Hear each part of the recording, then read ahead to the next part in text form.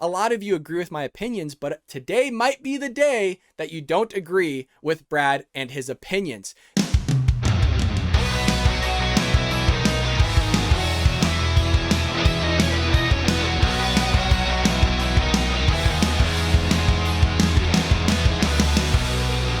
Welcome to the Bald Brad Show. Before we get into our story today, please take a moment right now to hit that like and subscribe button. It really does help support the channel, and it also allows us to grow here at the Bald Brad Show, so your help would be greatly appreciated. With that being said, our story of the day comes from our friends over at Fox News. And folks, just a precursor, a lot of you agree with my opinions, but today might be the day that you don't agree with Brad and his opinions. This is titled, Baltimore City Schools, 41% of high school students earn below a 1.0 GPA. Now, many of you know I was a public accountant and private accountant for roughly 10 years. I made the career switch into teaching, so I'm a high school mathematics teacher. I teach statistics, algebra, as well as personal finance. And so I got a lot of opinions on this, and I think of which you might not agree with. It starts off here saying, Baltimore City Schools has earned an alarming low in student performance. Emphasized student performance, not teacher performance, student performance.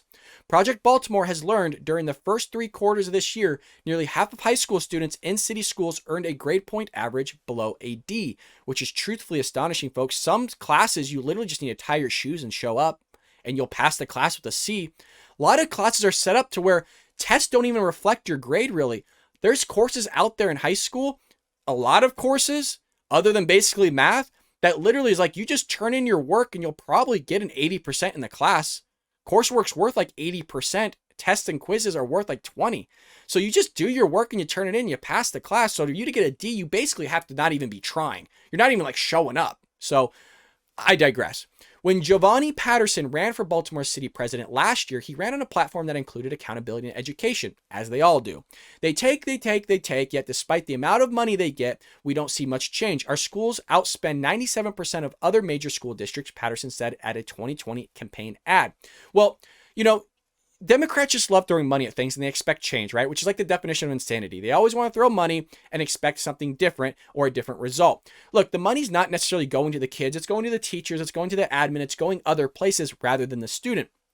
Now, him quoting 97% outspend other major school district or those schools that they're talking about in Baltimore. Well, I mean, somebody could be literally having $1 less than what you're spending and be considered that 97%. So we don't know how much more they're outspending than other major school districts here. So I'm not even going to bother with that 97%. But the idea that you're going to expect change from you throwing money at the problem isn't going to fix anything. And you've been doing this for decades and are keep expecting a change. That could be the union's fault, the teacher union's fault. That could be whoever the politician's fault. There's many other people's faults rather than the students and the teachers here to complain about, but I'm going to move forward. When Project Baltimore showed Patterson how Baltimore City students have been doing this year, here is how he reacted. This is terrible. This is just further perpetuating a cycle of poverty and despair. Project Baltimore obtained a chart assembled by Baltimore City Schools. The chart shows the average GPA for every high school grade in the city, freshman through senior or 9th through 12th grade. In the first 3 quarters of this past school year, so during COVID, according to the chart, 41% of high school students at Baltimore City high schools earn below a 1.0 grade point average. In other words, nearly half of the 20,500 public high school students in Baltimore earn less than a D average. It's heartbreaking, said Patterson. If almost half of our kids failing, what options do they have after high school? Well, here you go. They can do credit recovery. They can go to adult school. They can go to night school. They can go to a trade school. They don't have to get a diploma if they so choose. It's up to the student. But for you saying, well, it's just disheartening that a student's performance is low. Yes, it is disheartening, and it's terrible to see. If you're a teacher and you have one kid get below a C, you feel like you completely and utterly failed. If you have a lot of kids, it messes with your mind a lot because you know the ramifications that it has on the student. But again, you can only lead a horse to water. You can't make them drink it. A teacher can try their darndest to help a student out or students, encourage them, motivate them, alter their grade a little bit to try and bump it up a little bit. Heck, write your name on it, please, so I can give you some points. If you're not going to turn in the test, or if you're going to turn in a blank test, at least write your name on it for me so I can give you some points just for writing your name correctly, and some of them won't do it. So you can only try to help as much as you can. If the student's not going to help themselves, it's a two-way street here, but a lot of times the blame gets put on the teacher and not the student. On the other end of the chart, 21% of the high school students earned a GPA of 3.0. or better, a B average. So how is it those 21% outperform those 41%? Like, what did they do differently than that 41%? Why can't we ever have that conversation? Why did those 21% outperform those so drastically here in COVID-19? I guarantee you they showed up to class, they did their assignments, they maybe studied for quizzes and exams, which is why they got pushed through with a B or average. But we don't talk about those students. We always want to talk about the ones that don't perform well and then put the blame on somebody else, whether that's the teacher, the admin, the school district, or not spending enough money, or the money's not going to the children. It goes on here to say, in January, City Schools CEO Dr. Sonja sounded the alarm, announcing that school failures or course failure rate for students nearly doubled during the COVID-19 shutdown. A few months later in May, North Avenue announced students would be not held back for failing classes. Well, isn't that just lovely? So you're the ones that are perpetuating the problem here by allowing students to move forward even though they failed the class. And this is one of the main differences that I saw from when I was in high school to making the transition into going back into high school as an educator, is there's no accountability here on the students. A lot of it is put on the admin, the school, and the teachers, but they're just willy-nilly passing students through. There's been talk in the past where a lot of African-American students were struggling with their exit exams for high school. They just done away with the exit exam. They didn't even have to do it anymore to get through high school and just pass them through the system. And we're seeing the same thing here. Students didn't show up for class. They didn't hop on Zoom. They didn't do the necessary things they needed to do to get a GPA that was worth moving on to the next grade level. So what are they going to do? Forget it, man. You didn't want to do your work. You didn't want to do anything necessary to move on. So screw those other 21% that got a 3.0. We're going to even level the playing field because we don't want any disparities, because it shows racism, folks. You can't have any disparities anymore. And we're just going to move everybody along together. So those students that busted their ass and worked hard, well, why'd you do it, man? Why'd you bother actually working hard when you could have just moved forward anyways? What's the big deal? So it goes on here to say, during the second quarter of the 2019-2020 school year, just before COVID hit, 24% of high school students had a GPA below a 1.0. So there is almost a double percentage of students getting below a 1.0, but you have a quarter of your students getting below a D. And I don't know how long this trend has gone on for. I don't know what is a year-to-year scale of their students getting below a 1.0, but that's astonishing numbers, folks. That is not a good thing. And I got a feeling you can't blame it on the teachers here, because if this is an ongoing thing, that's student performance. That's something going on at home. Okay, again, a teacher, and I when you work with teachers, you see how much heart they put into this. And it sucks to hear that so many people blame the teachers for somebody else's outcomes. I don't like doing that. I don't like blaming somebody for somebody else's results. Look, you could teach the stuff. I could spend hours teaching you the math. I could do everything I possibly can. I can show you different methods of doing it. I can link you videos. You can come in during office hours. You come in before, after, during lunch, during school. I can offer you teachers. I can offer you all these resources. It is up to the student to take those resources and run with it. If they don't do it, what do you want from me? You know what I mean? And it's aggravating because I'm tired of teachers getting blamed all the time. Are there crappy teachers? Absolutely. There are crappy teachers out there. The vast majority of them are not. It's the same case that people make. Well, there's bad cops out there. Yes, there are, but the majority of them are good, and the majority of them do their job well. A lot of teachers do their job well. All they could do is teach the content, try to motivate, try to help students. If they don't want to take it and run with it, then why are the teachers being the blame? I'll give you guys a prime example of what I see in the school system. You can literally teach it, right? You could teach the subject or the chapter. You can literally give them the actual test. You just change the numbers. You keep the variables, the directions, the format so close to the exam that you can't actually tell the difference between your practice test and the actual test. You just change the numbers, okay? You give that 2 weeks before the exam. You go over it yourself. You do videos and everything you need. You go over it in class as well. Okay, they have the solutions for 2 weeks. Not only that, they can copy that same exact practice test onto an 8.5 by 11 front and back piece of paper.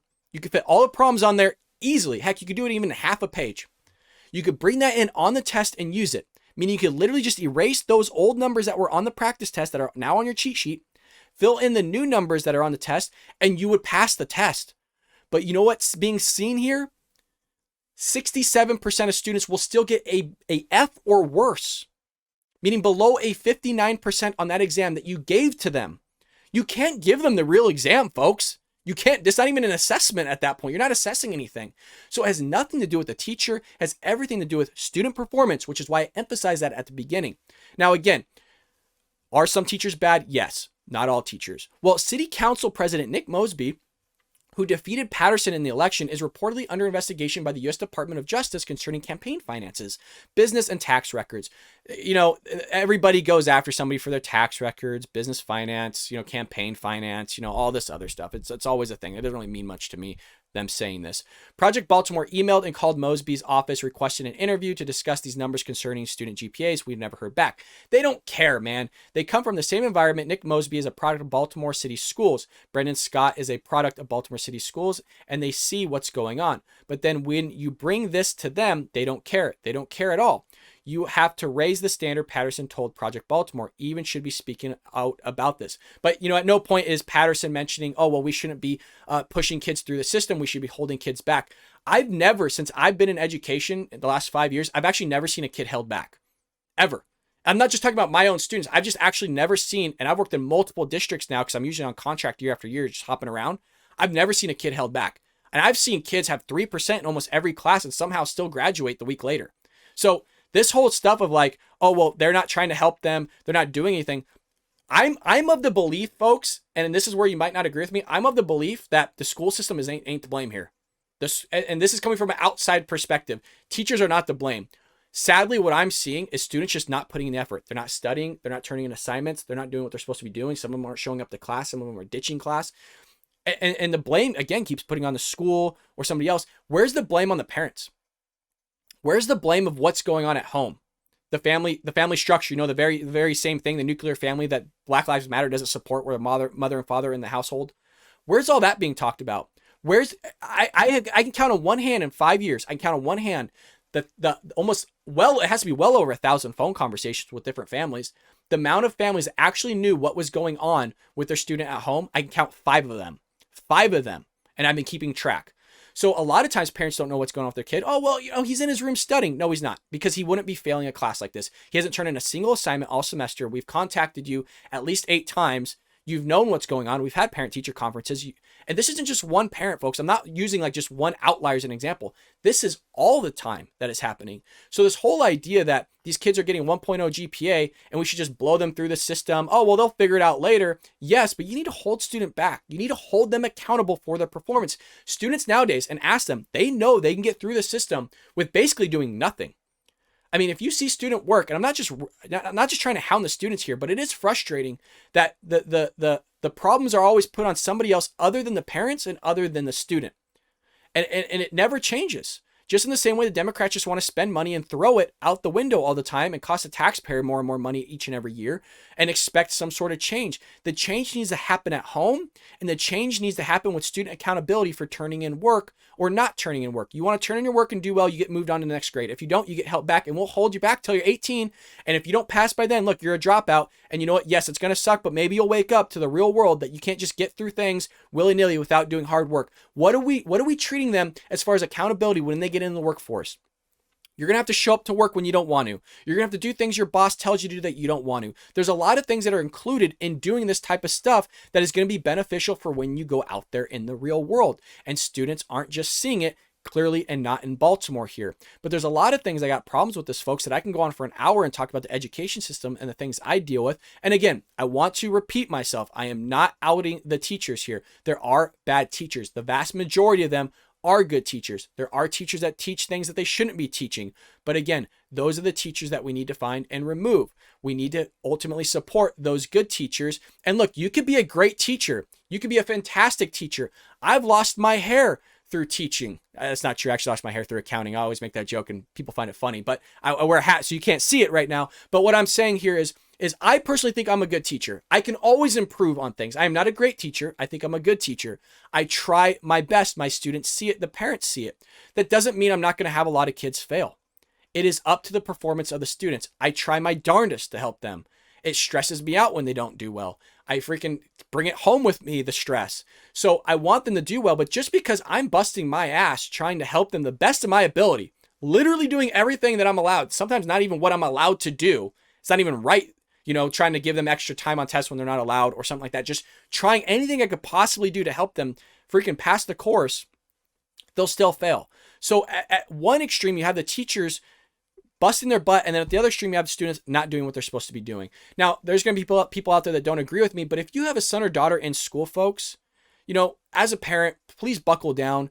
They need to do well, and you can't just expect the teacher to teach them morality, because that's not the teacher's job. The teacher's job is to teach them the content, show it to them, teach it to them, do the best of their ability, use strategies that will help them retain that information, transfer from short term into long term, and do well on everything and set them up for success. The other end is up to the student to actually follow through with it. Well, that's the news we have today here for Baltimore City Schools. 41% of high school students earn below a 1.0 GPA, which is truthfully astonishing to me. Again, I don't want to repeat myself here, but there's classes that are designed, a lot of high school classes, that is worth 80% of your grade if you just turn in your assignments.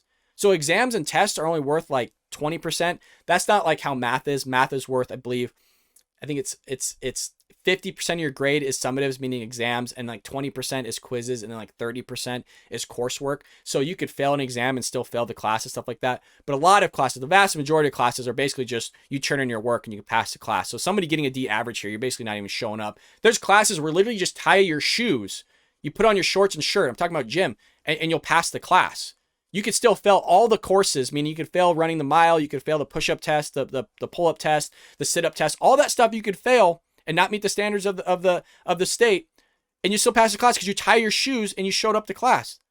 So how are you getting a 1.0 average when you just show up and just do the exercises? Heck, in COVID, you didn't even have to do it. Everybody has a son or daughter did PE class that were just like, run a mile and just let me know that you did it. So you're not even letting them know that you probably did it. So don't tell me this stuff that it's the teacher's fault here, somebody else's fault, or the school's fault for you getting a 1.0 GPA. I mean, you're basically not doing anything. That's literally what you're doing. I digress. I can complain for hours. But folks, thank you so much again. Make sure you like and subscribe to this video, and I'll see you later today here on The Bald Brad Show.